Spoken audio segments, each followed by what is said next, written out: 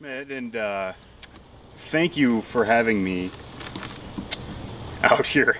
I wasn't prepared to speak, but once I get over the first little bit of emotion, I could probably, I'll do the Toastmasters thing. So, all right, Helen. So I'll find a member of the audience that really I can speak to. Anyway, I met Mary Kay after I was released from prison. I did 3.5 years in prison. Got into a bad fight when I was 20, drinking, doing a lot of drugs, beat some people up, and served some time to pay for my sentence to the community. And when I went in, I was a very negative person.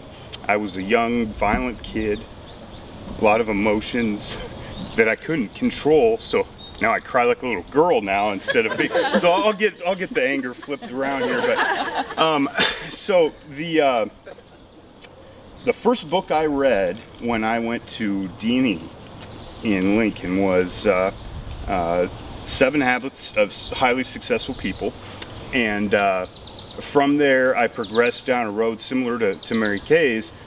Probably over 150 motivational books, positive thinking books.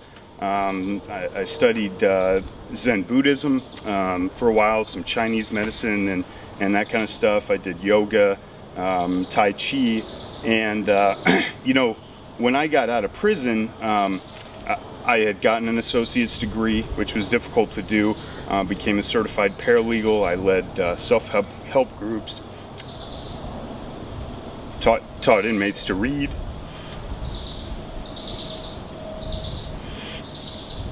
I tried to make a difference, and I had big dreams. And Pamela had seen Mary Kay speak at State Farm and just glowed about her. And so I went to Mahoney State Park, and when asked what my dream was, you know, and I had different ideas and different plans than I do now, but I mentioned Ivy League College, where my girlfriend at the time was going, and I didn't feel good about myself. I had 4.5 more years to do while on parole, even, you know, having been released on good behavior. And it's not like anybody in prison says the words to you, "Hey, way to go, Ryan, way to not get in that fight, way to run a multicultural, you know, way to have a criminal justice symposium, you know, good job, buddy." You know, and I got out, and Mary Kay was the first motivational speaker that I'd seen in person. The first, you know, when I called Mary Kay for the first time in what, in person, speaking on the phone in 2.5, 3 years, Megan was sitting next to me in the car,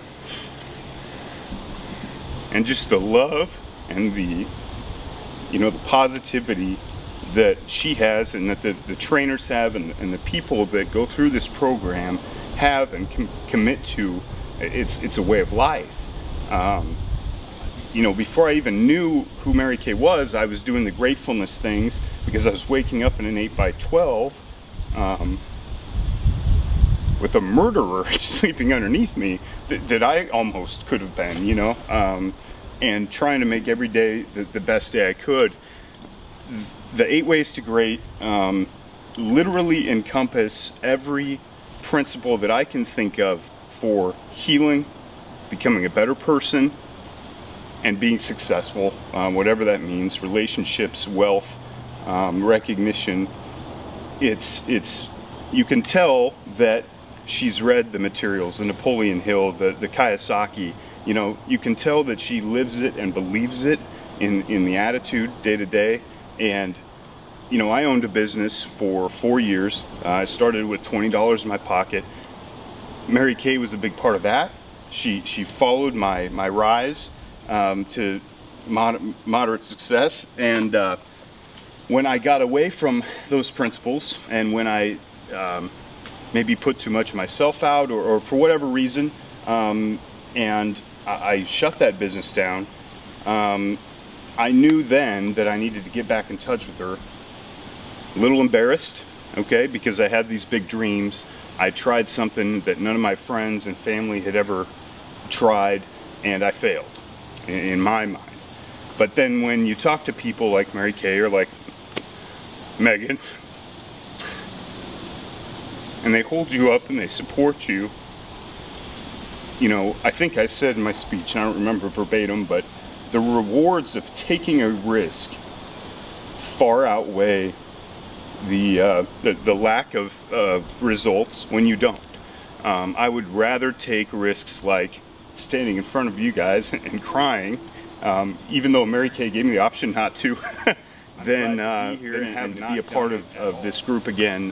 What she's doing and what you guys are doing is phenomenal. If you can catch kids at 6th grade, 7th grade, 8th grade, you can make an enormous difference, I'm sure, in dropout rates, grades. You know, I'm a very left-brain thinker, but I think the difference that you guys can make, that we can make in society and in the youth, is astronomical.